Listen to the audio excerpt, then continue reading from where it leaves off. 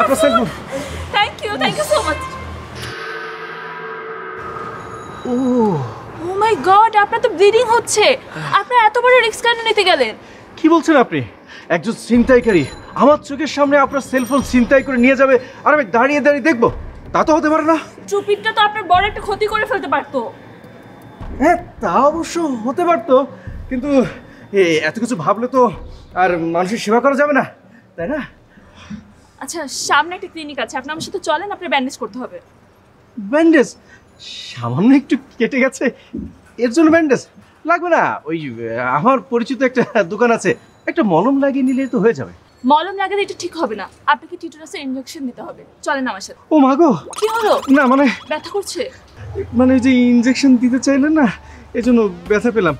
আমার একটু ইনজেকশন মানে ভয় প্রীতি আছে, দরকার নেই, মলম লাগিয়ে নিলেই হবে। আর শুনুন, আমার একটু জরুরি তারাও আছে, আর ফোনটা একটু সাবধানে রাখবেন। হ্যাঁ, আপনি আমার জন্য আহত হয়েছেন, আর আপনি যদি এইভাবে চলে যান আমার একটু ভালো লাগবে না। আর তাছাড়া এখনো রক্ত বের হচ্ছে আপনার হাত থেকে। এত বড় একজন মানুষের শরীর থেকে সামান্য কয়েক ফোঁটার ব্লাড পড়লে কোনো সমস্যা হবে না, আমি বেঁচে থাকবো। হ্যাঁ, আমি আসি, ভালো থাকবেন। সাবধানে থাকবেন।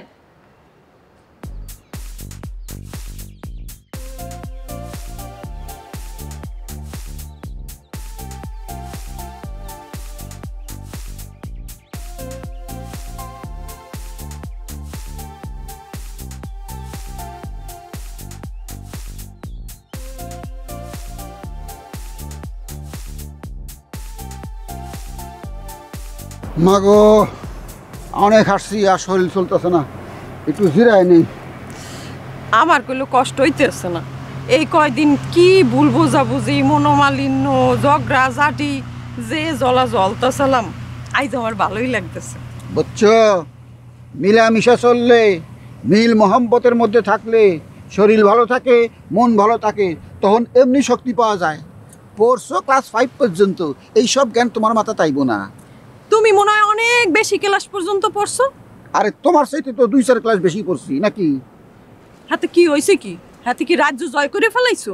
বিয়ে তো মোরেই করা লাগছে। এইটা তোমার ভাগ্য। মোর ভাগ্য?